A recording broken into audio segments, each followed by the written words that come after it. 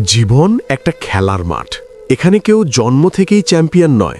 Champion হয় সেই যে খেলাটা শিখে, বারবার পড়ে গিয়ে আবার উঠে দাঁড়ায়। আপনি যদি সত্যিই জিততে চান, তাহলে প্রথমে খেলাটা বুঝতে হবে।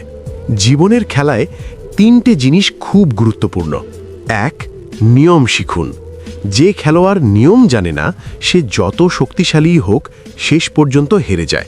জীবনের নিয়ম হলো ধৈর্য, পরিশ্রম আর ইতিবাচক মনোভাব। দ্রুত ফলের আশা না করে শেখার পথে থাকুন। 2, হারকে শিক্ষক বানান। মাঠে নামলে হার আসবেই, কিন্তু মনে রাখবেন, হার মানেই শেষ নয়। হার মানে নতুন করে শেখার সুযোগ।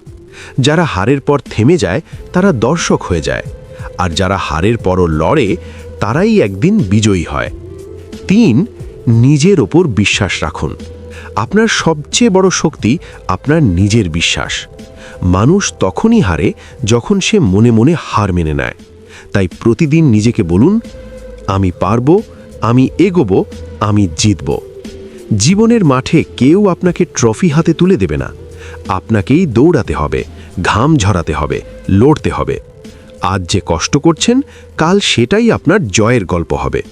মনে রাখবেন, খেলা শিখলে জয় আসবেই। লড়াই চালিয়ে গেলে সাফল্য থামাতে পারবে না কেউ। আজ থেকেই মাঠে নামুন, কারণ আপনার জয়ের সময় শুরু হয়ে গেছে।